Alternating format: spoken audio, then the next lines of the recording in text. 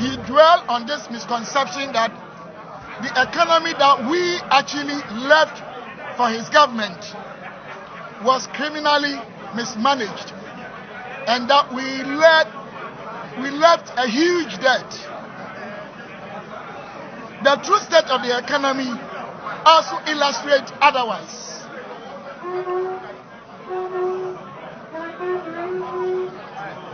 Ladies and gentlemen, this afternoon,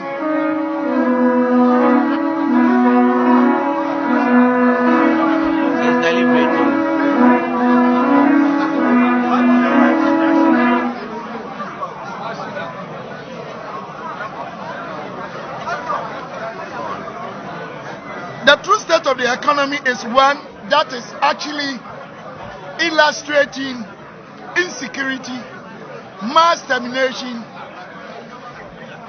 mass violations of human rights, and misapplication and breaching of our own constitution, which is the 1992 Constitution of Ghana. If you have been realizing what is going on in our country today, even public servants and civil servants who have what it takes to also access public facilities as enshrined in our constitutions are being sacked. But our president, presenting his statement, made it clear that he is in this position to make sure that equality and equitability prevails. But what we are seeing in our country today is never true. It's the opposite. Clearly, the world went through one of the most unfortunate economic crises. You realize that the global economy grew negative 3.3. Inflationary rate post-COVID was over 200%. And that was the period that our economy actually went through very turbulent times and crises. So we appreciate that fact.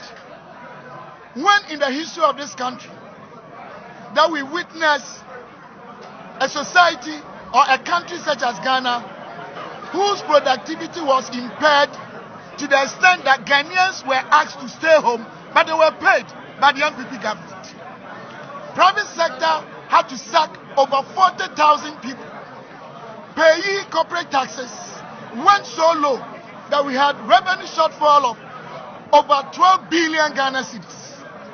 So definitely the world crisis affected us because we are an import-driven economy. These were the facts that we're expecting our president to have told all of you. But he only concentrated on a lot of misinformation. Ladies and gentlemen, 2016, GDP growth was 3.4. Industry was 4.3. Agriculture was 2.7.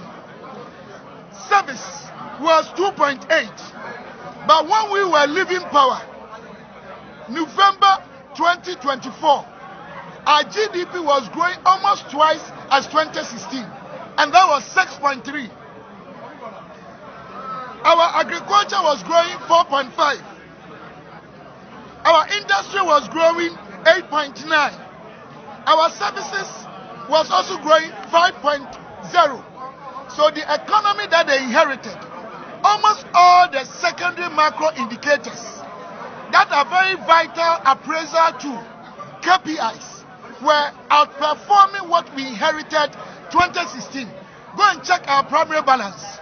Go and check our trade balance. Of course, inflation rate was around 23%. We took over 15.4. Don't forget that the severity of the crisis made us have inflation rate of 54.1. But because of the prudent economic management of the MPP government, we were able to reduce it up to 23%, from 54.1 up to 22. The exchange rate went to 54%. Look at T-bills, they all came as low as possible. Ladies and gentlemen, there's one thing I want you to know, that our president did not address the true state of the nation's economy. We have a lot. Time will not allow me. One statement that he made that I was very much surprised was the fact that we had left billions of cedis at the defense ministry. But he failed to tell us the crisis that was looming. He himself emphasized the point that our boundaries were threatening our country. In fact, this is what I have. I'll hand over to you. At the defense ministry, unprecedented achievements in the area of acquisition of equipment that has given us security as a country. He did not talk about it. Ladies and gentlemen, our president failed to talk about the fact that Agenda 111 is ongoing and that some of the projects we have completed them. Government is about continuity. Government is about continuing what has been done. You remember the popular affordable house by President Akufo Addo. Previous government, being the NDC, abandoned this project. It had to take Nana Addo and Bawumia's government to even complete those projects. Now he talked about railway sector. Tell me, in the history of this country, apart from Nana Addo's government, who has accomplished unprecedented projects in the area of railway sector? Driving from here to Ho, you encounter about such major railway projects for crossing the roads.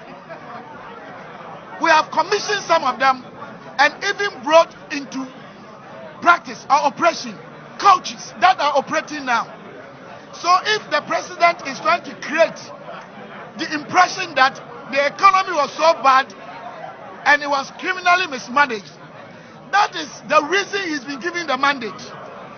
And that is why he was trying to intimidate the judiciary by describing the judiciary in a bad way. But ladies and gentlemen, the same economy was able to take care of the poor child, implementing most of the enviable projects in terms of social intervention in kind and in cash on the continent of Africa and on the globe. But for free SHS, over 100,000 young ones would have been home. But for Nana Addo's government, NHIS had already collapsed under first Mahama's administration. School feeding had collapsed. LEAP had collapsed. In fact, teachers and nurses' allowances, the most essential services in any economic jurisdiction, is education and health. But he cancelled all of them, making some of poor Ghanaians coming home only to be confronted with unwanted pregnancies. And some got into drugs. So we are saying that MPP government, in spite of the economic crisis that was unprecedented since the First World War, we've been able to restore the economy. We handed over a restored economy to the Mahama government.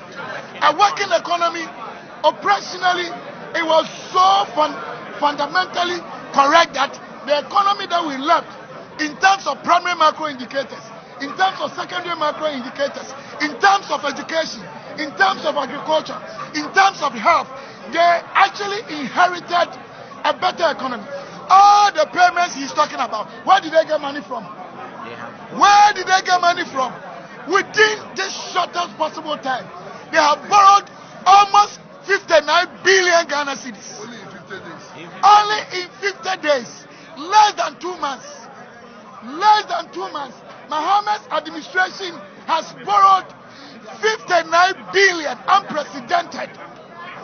So all that we are telling you is that Ghanaians have given them their mandate. Ghanaians are expecting them to treat everyone, whether you are from the north or south or central part of Ghana, whether you are Nilaye or Kwame Asante or Delali or Amegashi. Ghana is one country with one people, with one destiny. Why are they even sacking nurses and teachers? Whilst in most of the communities in the northern part, Ashanti, and in the Volta region, they don't even have teachers and nurses. In conclusion, we want to tell you that in the first place, the economic figures are vindicating us. that we left a better economy. Secondly, the pro-poor policies that are betterly managed are indicative of the fact that our economy was good enough. The process of it have been used to manage the pro-poor policies. Another thing that we left was a better security, safety, fundamental human rights. Ghana was peaceful. We were living together till they took over. So we don't want you people to go out there and be deceived. At the appropriate time, we'll give you details of every bit of the economy and then the social framework of this country that we left as a government. Go and count the number of STEM schools we built. Go and count the number of school buildings we put up. Go and count the number of health facilities. Go to the police. Go to the army. Go to all the security agencies. Unprecedented developmental achievements. So in conclusion, I would like to conclude by saying that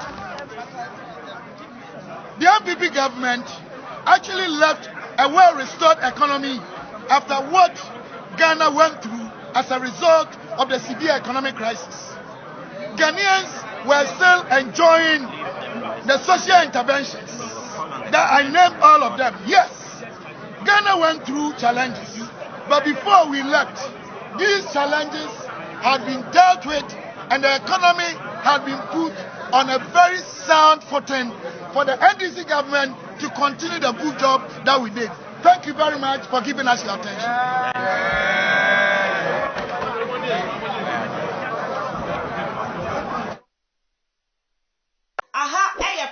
Multimedia.